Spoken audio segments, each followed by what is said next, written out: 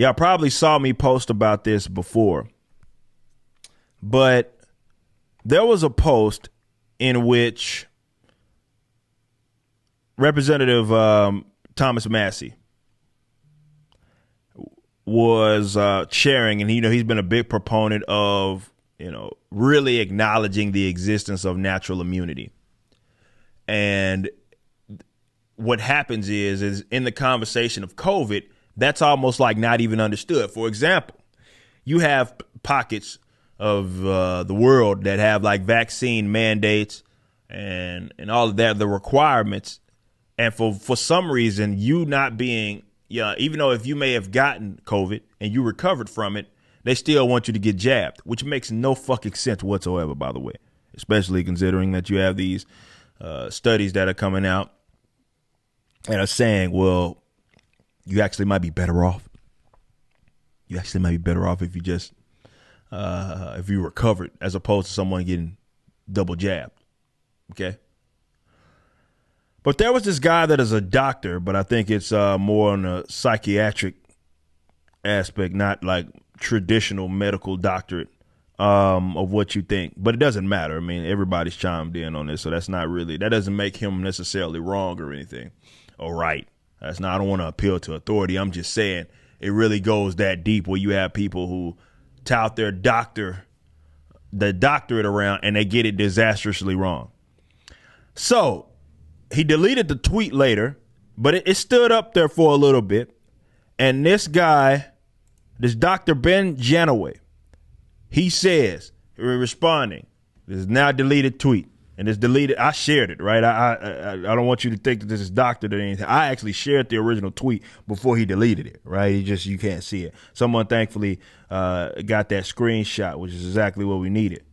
But this is what he says. None of us have a natural immunity to the novel virus, you pleb. Okay. False, objectively, right? Like as in, that's not true, right? I've said before that a lot of people that use this bullshit of, well, if you're not for vaccine mandates or you're not for mask mandates, you're a science denier. And a lot of these guys that use that term are science deniers themselves. This is a false statement. It's false. Well, of course there's natural immunity. And not only that, we've seen it in multiple ways, right? As in, of course, people that recover have immunity. There's also natural immunity when you talk about like these T cells and all this shit. And this is why you have people that will be around it. Some of I'm not saying that it is you, but some of it might be you. But this is why there are people that have, not caught it at all despite being around it, because some of them are actually like literally like not even recovered from it. Like they're naturally immune. You look at pockets of Africa. Right. This is something that we covered on a segment. I don't remember what day it was or anything, but there weren't many people that were looking into this. Like, why weren't people looking in this pockets of Asia and why Asia dealt with it so well? It wasn't because of like mask mandates or stuff. Maybe, and this is what they were looking at, maybe we look at like regular SARS-CoV. And if people that have caught that and, you look at places in Africa and people that have caught these types of respiratory illnesses, potentially it makes them also immune to this. This is stuff that should have been talked about, but no, the scientists, they're all looking at, jab, jab, jab, jab, jab, not looking at it like, okay, why? Like, why is Africa a fucking cold spot? The fact is there's like 3 people on Earth even asking that question is weird, right? Huh? Like you like Africa, where they have the least amount. You look at some of these areas, have the least amount of resources, yet it's like a cold spot. It's like the virus doesn't even exist over there, right? It's like it's not even there. Something worth talking about, right? No, it's like that shit didn't happen. Okay, but seriously, there is natural immunity, not in just recovering from it, but in which a lot of experts are looking into, in people that have caught other similar viruses. And have become immune to them, did it by default, making them sort of immune to this. This is all something worth considering and something worth talking about for the sake of the conversation. But at least one way we know that you get it, you recover it, you're immune. That's natural. that's not getting a jab that's allowing your immune system to work. But he's acting as if it doesn't exist. And that was always weird to me. In that every individual has an immune system. And the fact that that was like the last thing that was considered, it was always something that needed to be done and injected into your body to make this go away. You were an outcast. You were, even if you were one of those that were actually, you have the same amount of credentials as the people that are peddling these lies, they still made it seem as if you were the crazy one.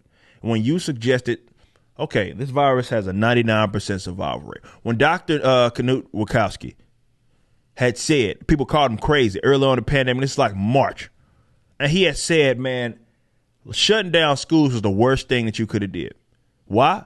Because you talk about, like, from the herd immunity standpoint, the kids should have been passing that shit around a long time ago. We would have been over this hump, like Sweden. We would have been over this hump had they just been passing it around. Like, you're talking about a population that is virtually non-existent in terms of probably more kids die from the flu than the COVID, right? They should have been passing. They act like the immune system is not even a thing.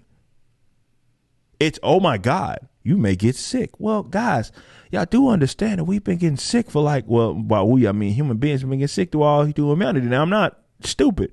Of course, there's been illnesses that are worse than others, respiratory illnesses, right? Ebola, of course, has a higher, in terms of if you catch it, death rate in terms of if you caught it than anything COVID ever was, right? You had in some age demographics, you had like 30% chance of living if you got Ebola.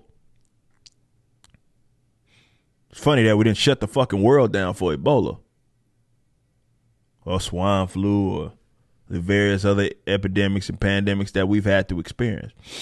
Now we get one with a 99% survival rate. Now all of a sudden the immune system's not even a fucking thing. The idea that you catch it, the idea that there's actually people out there that would be like, you know what? I'm going to take my chance. I'm a healthy individual.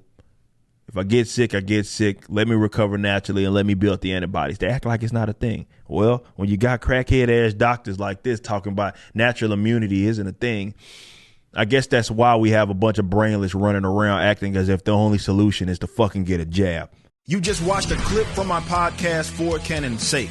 Catch us live at 12 p.m. throughout the week over at youtube.com/YoungRipper59 and follow us over at odyssey.com/@YoungRipper59. If you want to watch the entire video cast after the show is over, just be sure to become a member on the YouTube channel. Of course, the full audio portion of the podcast is available for free on all major digital platforms, or just visit forcanonsake.com.